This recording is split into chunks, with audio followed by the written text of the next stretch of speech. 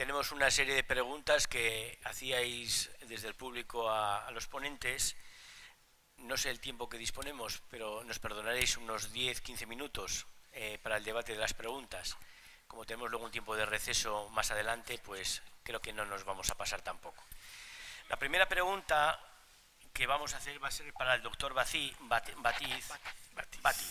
es verdad. Va en esta línea. En el documento de voluntades anticipadas de Osakidetza se pregunta si en el momento de mi muerte estuviera legalizada la eutanasia. Quiero que se me aplique. ¿Qué nos puede decir sobre esta cuestión? Y también otra cuestión que hace referencia a esto: ¿cuándo pueden exigirse responsabilidades penales al médico y a los sanitarios? Bien, en primer lugar, en el documento de voluntades anticipadas se puede pedir lo que considere uno oportuno. Otra cosa es que ese documento obligue al médico que tenga que hacerlo, porque el documento dice que obliga al médico todo aquello que esté dentro de la ley vigente y dentro de la buena práctica médica. Entonces ahí queda claro que mientras no esté legalizada la eutanasia, por mucho que lo exprese ahí, el médico no lo tiene que hacer, porque estaría cometiendo un delito además. En la segunda, que plantea con respecto a qué responsabilidades, pues el médico tiene la obligación de atender la voluntad del paciente expresada en el documento de voluntades anticipadas, y si no lo hace, efectivamente el paciente le puede reclamar este incumplimiento del derecho al que tiene. Bien, pues continuamos. Una pregunta también para don Mario. En ocasiones las familias del paciente terminal no quieren que se le diga nada de que se va a morir, porque por si se asusta o se deprime. ¿Cómo se puede ayudar a las familias en este aspecto para que no tengan miedo y no sean obstáculo para poder hablar con el enfermo? Ya nos ha dado un ejemplo antes. Sí, generalmente la comunicación al enfermo, así de entrada yo diría dos cosas. La primera, evidentemente, nunca engañar al enfermo. No se puede decir lo que el enfermo no tiene. Pero la segunda sería comunicar aquello que el enfermo es capaz de soportar en cada momento. Yo recuerdo que cuando me hicieron también ordenado sacerdote, me dio una recomendación de un cura mayor, la cual yo he seguido siempre. Me decía: Mario, no es lo que digas, que tengas que decirlo, sino cuándo lo dices, cómo lo dices y a través de quién lo dices. ¿Cuándo lo dices? Yo hay cosas que a veces digo cuando uno, por ejemplo, tiene una pelea, ¿no? Que se suele decir: lo que puedas hacer hoy, no lo dejes para mañana. Yo a veces digo: lo que pensabas decirlo hoy, déjalo para mañana. Lo dirás de otra manera. Segundo, que esa verdad que tienes que comunicar ayude a la persona, evidentemente, no la hunda, ayude. Por eso es tan importante conocer la situación, conocer a la familia. Segundo, como digo, pues evidentemente cómo transmitir esa información de un modo progresivo, de un modo veraz pero progresivo, en la medida que el enfermo pueda asumir esto. Y la tercera, como digo, a través de quién se dicen las cosas, ¿no?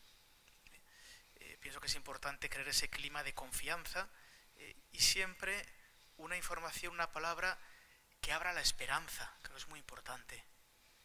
Dar al enfermo esperanza y abrir al enfermo caminos reales.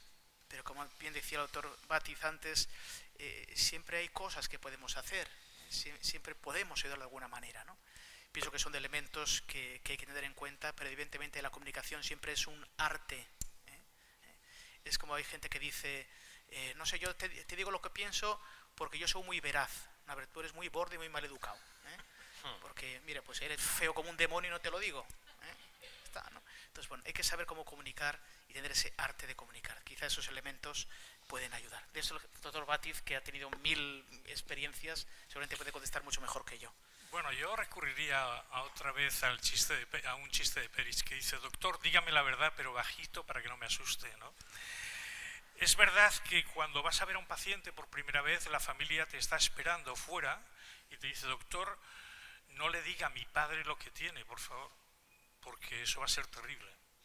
Si nosotros nos confrontamos con la familia, le decimos: mira, tu padre tiene derecho por ley a saber lo que tiene, y si me lo pregunta se lo voy a decir, ya rompemos esa relación con la familia. Entonces tenemos que emplear estrategias más diplomáticas.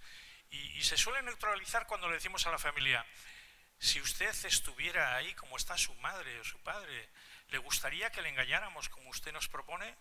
Dice, no, a mí no, doctor, a mí me cuenta la verdad. ¿Por qué no a su padre? Digo, pero no se preocupe que nosotros, y le decimos lo del chiste de Perich, se lo diremos bajito para que no se asuste si nos lo pregunta, porque el paciente también tiene derecho a no saber. Y además le implicamos a ellos, y además ustedes nos van a ayudar a hacerlo bien. Pero fíjense, yo les voy a dar una máxima. Para decir la verdad no hay que decir toda la verdad, no hay por qué decir toda la verdad, pero que lo que se diga sea verdad.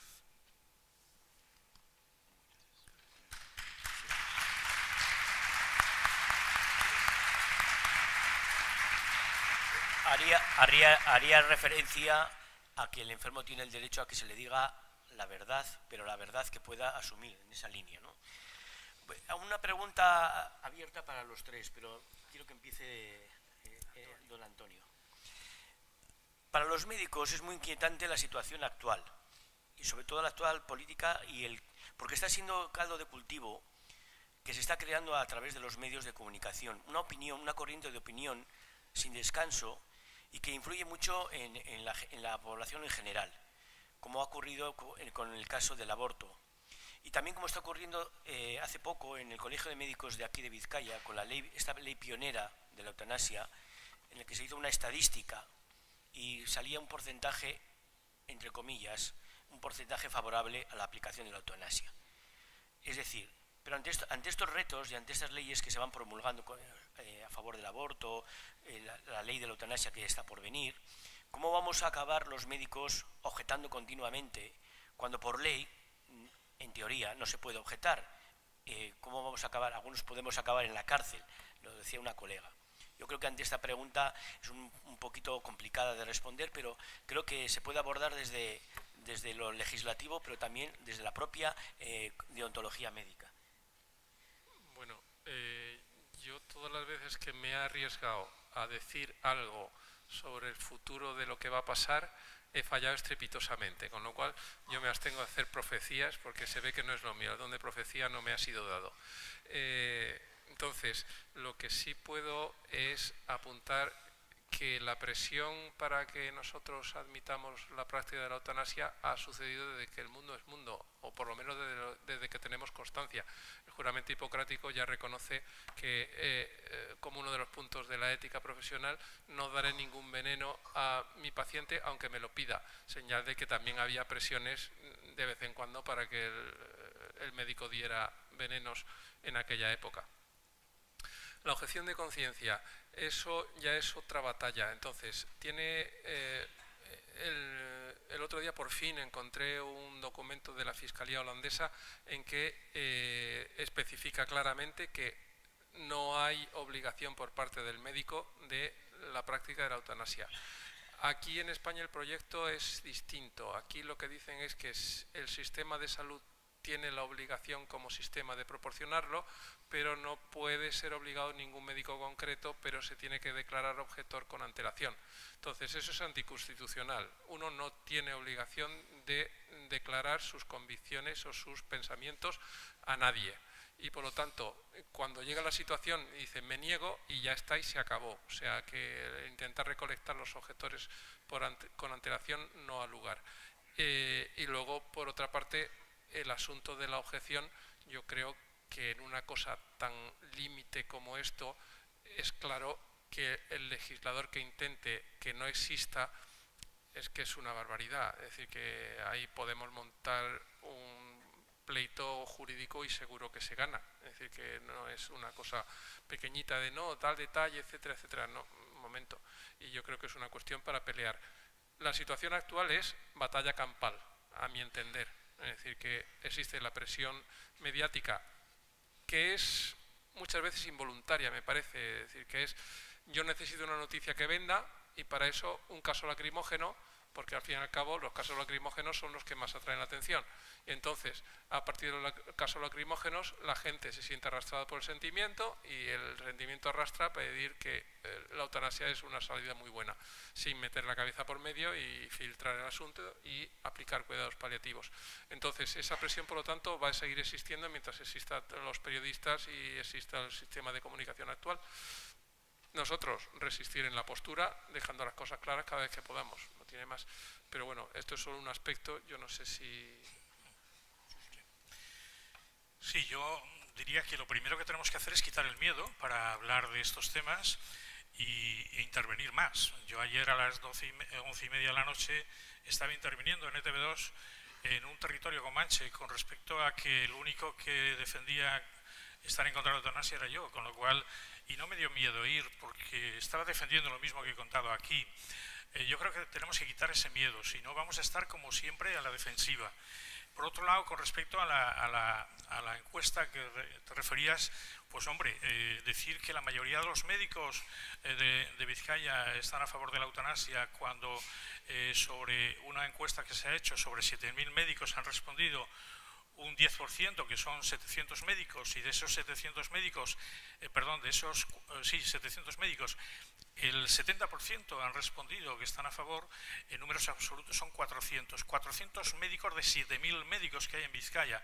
No se puede decir que los médicos de Vizcaya están a favor de la eutanasia. Eso es intencionadamente engañar a la población, y los medios de comunicación intervienen en esto, con lo cual hay que ser valientes y denunciarlo, como muchos lo denunciamos continuamente en redes sociales o en artículos divulgativos. Con respecto a eso, y con respecto a la objeción de conciencia, pues hombre, la objeción de conciencia ante la eutanasia está clara que la podemos realizar. Es verdad que el que tengamos que registrarnos en el colegio, yo lo veo más como un destape de que hacemos objeción, como una autoprotección.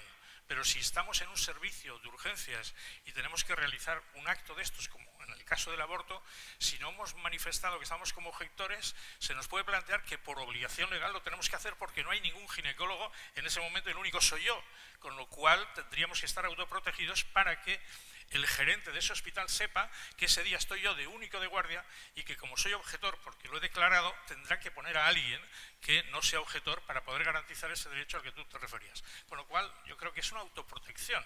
Yo creo que el que sea objetor, al colegio médico está diciendo, soy objetor del aborto y de la eutanasia, en el caso de esto. Este es mi planteamiento.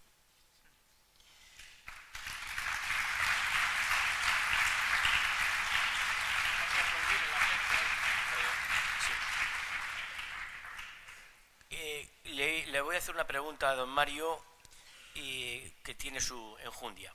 ¿Cómo argumentar a alguien que no cree en Dios, que no es dueño de su muerte?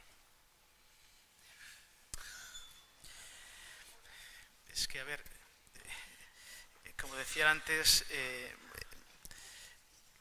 hay una trampa en el mismo lenguaje, ¿no? Cuando decimos que yo tengo vida, no, tú no tienes vida, tú estás vivo, que es distinto. Y por tanto tú no eres dueño de la muerte porque la muerte no tiene dueño. La muerte es un momento vital que llegará, a lo que nadie se ha tenido que apuntar, pero a todos nos va a tocar, como bien decía antes don Jacinto, ¿no? Entonces, estas cuestiones de propiedad, ¿no? Yo soy dueño de mi vida, yo digo, a ver, pero es que tú te la has dado. Es que tú tienes algo que no te hayan dado. Es que tú te has dado la vida, es que tú te has dado tu familia, es que tú te has dado tus cualidades. Pero yo creo que es más un tema más, como digo, filosófico, ¿no? Claro, si esta persona quiere hablar un poco de filosofía, hablamos, ¿no? Pero claro, ya la pregunta de entrada, pues eso, dueño de la muerte, pues no deja de ser un poco contradicción en los propios términos, ¿no? Otra cosa sería, como digo, decir, bueno, cuando llegue la hora de mi muerte, ¿cómo afrontarla, ¿no? Yo, por ejemplo, el decálogo que ha puesto antes el doctor Jacinto Bátiz, pues me parece que resume muy bien cómo afrontar ese momento realmente importante de la vida, realmente donde uno recapitula toda la propia vida, donde uno se da cuenta que en último término la vida está en manos de otro, ¿no? A mí me gusta mucho esa parábola que conocen de aquel que tenía una gran cosecha, hizo un enorme granero, dijo, ahora vivir que son 2 días, y llega el ángel y le dice, bueno, esta noche te va a pedir la vida, te vas a morir esta noche, ¿de quién será todo esto que tú tienes? Y luego el Señor da la moraleja, dice, porque, dice, la vida, dice, no depende de los bienes. En el fondo la vida no depende de tus bienes, de tus cualidades. Cuando la vida depende sustancialmente de otros y tenemos la vida puesta en manos de otro. Y cuando llegue por tanto la muerte, mi vida seguirá en manos de ese otro, incluso después de la muerte. Por eso hablar de posesión de la muerte, bueno, pues habría que reconducirla de alguna manera. Al hilo de la pregunta, siendo la muerte el acontecimiento más trascendental de la vida, ¿no es lo más cristiano presentarse ante Dios de un modo natural y no sedada para que no sufras? Pero sí, lo que pasa es que antes, el doctor Jade también ha dado la clave, de hecho muy clarísimamente, la sedación cuando está indicada, cuando aparece una serie de efectos secundarios o de problemas, como digo, pues eso de hipos refractarios, de espasmos, de angustia vital, de disnea, quiero decir, a mí me parece que está muy bien redactado el documento de la Organización Médica Colegial sobre la sección paliativa, ¿no? Sección paliativa cuando está indicada, y pone los casos en los que está indicada, y pone además también el modo de realizarla, como digo, siempre en atención a tratar síntomas que pueden aliviar esa situación pues de angustia o de efectos indeseados en el momento de la muerte. Para Antonio, una pregunta, ya que eres también en filosofía. ¿Qué es más humano, morir en centros sanitarios o en el propio hogar? Depende. Es decir, aquí en España estamos acostumbrados a que la mayoría de las muertes suceden en centro hospitalario. En otros países es al revés. En Holanda, por ejemplo, el 80% de los fallecimientos son en el domicilio. Evidentemente, el asunto es qué tipo de cuidados podemos proporcionar a esos pacientes en uno u otro sitio. Entonces, claro, hay veces que el domicilio, aunque sea ideal desde el punto de vista de estar arropado por las cosas que uno está acostumbrado a vivir con ellas, el ambiente, la familia, etcétera, pero puede ser muy poco adecuado para poder cuidarle adecuadamente. Entonces, pues lo que se pueda. Evidentemente la tendencia, yo me imagino el doctor Batiz me dará al menos parte de la razón, que el domicilio sería preferible, pero claro, siempre con esa limitación de que se puedan proporcionar los cuidados adecuados. Sí, totalmente de acuerdo con lo que planteas, porque cuando el Athletic juega en San Mamés suele tener más a favor todo, ¿no? Yo creo que cuando uno juega en su casa, el paciente es el director de su hospital, de su casa. Se levanta cuando quiere, come cuando quiere, recibe las visitas que quiere, etcétera. Y esto también es calidad de vida. Por lo tanto, lo que nos interesa es preguntar al enfermo dónde quiere estar. Pero tienes razón, y yo en esto comparto contigo, esto hay que negociarlo con el paciente, porque a veces puede ser que necesite una ayuda que en casa no se le puede prestar, pero esto hay que explicárselo bien. Y cuando se le explica bien, incluso accede. ¿Por qué? Porque se da cuenta de que eso va a generar muchas angustias y muchos problemas a su familia, y entonces prefiere ir al hospital. Por lo tanto, yo estoy de acuerdo contigo, pero la mayoría de los pacientes, a mí me gustaría morir en mi casa, pero entiendo que les haría un flaco favor a mi familia. Y a mi familia, en vez de estar preocupados por los cuidadores que me tienen que atender, que hoy ha cogido la baja, que no viene, porque tal, que se preocupen de ir al hospital a visitarme, estar conmigo, porque los profesionales se van a encargar de toda la infraestructura de los cuidados. Esto es lo que hay que explicar al paciente y accede a ello normalmente. Una última pregunta para el doctor Batiz. ¿Dónde y cómo solicitar la atención por usted comentada en Vizcaya? Fundamentalmente yo creo que hay que dirigirse al médico de atención primaria. El médico de atención primaria es el que está en la mejor posición para atender, porque es el que detecta muchas veces el principio de una enfermedad de este tipo. Segundo, porque conoce los recursos que existen y va a poder orientar bien y va a ser el coordinador de esa atención. Ahora me diréis, ¿y todos los médicos de atención primaria? Bueno, pues en eso está la estrategia de cuidados paliativos de Euskadi, está en formar en la atención primaria de forma básica en cuidados paliativos para que puedan hacer ese primera atención. Después hay distintos niveles. Pero en este momento yo creo que tenemos la suerte de estar en el País Vasco, donde la atención sanitaria yo creo que es excelente, con mejoras lógicamente, pero en la atención de cuidados paliativos yo creo que ha habido una voluntad política muy buena.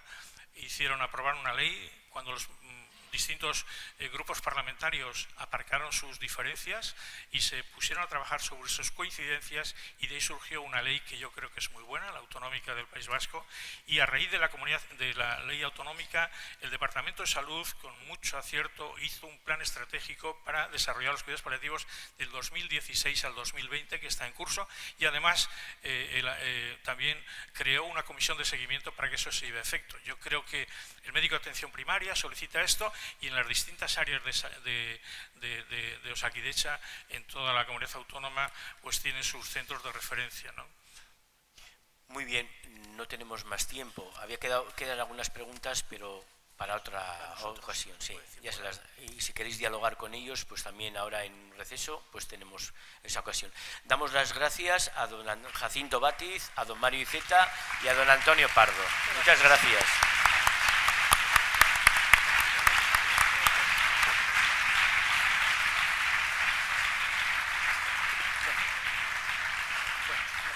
Podemos, si les parece, son las 12, podemos rezar el Ángelus. Nos encomendamos a la Virgen María y también encomendamos, pues, especialmente a los enfermos y a aquellos que les cuidan. El ángel del Señor anunció a María. Dios te salve María, llena eres de gracia, el Señor es contigo, bendita tú eres entre todas las mujeres y bendito es el fruto de tu vientre Jesús. Santa María, Madre de Dios, ruega por nosotros pecadores, ahora y en la hora de nuestra muerte. He aquí la esclava del Señor. Hágase en mí según tu palabra. Dios te salve María, llena eres de gracia, el Señor es contigo, bendita tú eres entre todas las mujeres y bendito es el fruto de tu vientre Jesús. Santa María, Madre de Dios, ruega por nosotros pecadores, ahora y en la hora de nuestra muerte. Amén. Y el Verbo se hizo carne. Dios te salve María, llena eres de gracia, el Señor es contigo, bendita tú eres entre todas las mujeres y bendito es el fruto de tu vientre Jesús. Santa María, Madre de Dios, ruega por nosotros pecadores, ahora y en la hora de nuestra muerte. Ruega por nosotros, Santa Madre de Dios. Para que seamos dignos de alcanzar las promesas de nuestro Señor Jesucristo.